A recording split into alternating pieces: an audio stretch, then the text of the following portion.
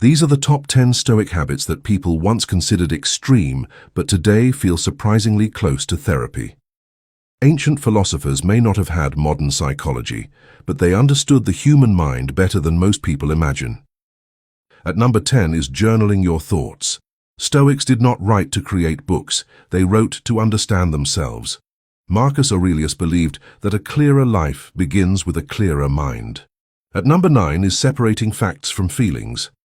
Stoics reminded themselves that emotions can feel completely real without always reflecting reality. Learning the difference changes everything. At number 8 is practicing gratitude.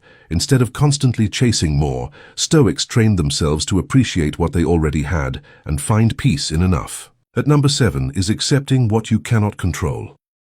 Stoics believed that much of life is outside your hands. Real peace begins when you stop fighting what was never yours to manage. At number 6 is negative visualization. They sometimes imagined losing things they loved, not to become negative, but to stop taking life for granted. At number 5 is spending time alone. Stoics saw silence as training for the mind. Solitude was not loneliness, it was a way to reconnect with yourself. At number 4 is observing your thoughts. Stoics did not fight every emotion. They practiced stepping back and watching thoughts pass, without reacting to all of them. At number 3 is reframing obstacles. Stoics believed challenges were not punishments. Difficult moments often become the moments that change us most. At number 2 is reviewing your day. Every night, they reflected on what went well, what went wrong, and what could improve tomorrow. At number 1 is understanding that suffering often begins in the mind.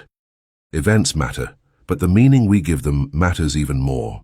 The surprising part is that these habits are more than 2,000 years old. Maybe therapy did not invent these ideas. Maybe it simply gave ancient wisdom a modern name.